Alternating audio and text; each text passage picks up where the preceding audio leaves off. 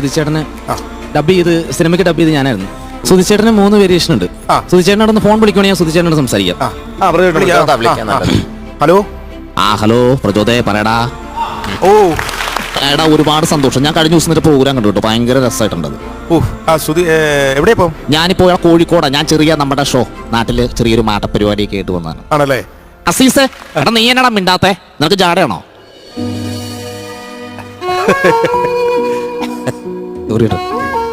പെട്ടെന്നോർത്തു, എനിക്ക് ഇമോഷണലായി. ഈ സമയത്ത് ആ കലാകാരനെ നമ്മളെല്ലാരും ഈ സമയത്ത് നല്ല എല്ലാ സമയത്തും ഞങ്ങൾ ഓർക്കുന്നു.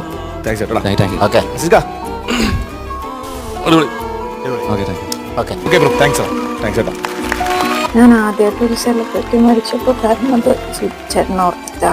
ഈ വീഡിയോ ഞാൻ ടിക്ടോക്കിൽ കണ്ടപ്പോ പെട്ടെന്ന് എന്റെ കണ്ണ് നിറഞ്ഞു. കുറച്ചു പേർക്കെങ്കിലും അങ്ങനെ ഒരു ഫീൽ ഉണ്ടാകുമായിരിക്കും അല്ലേ?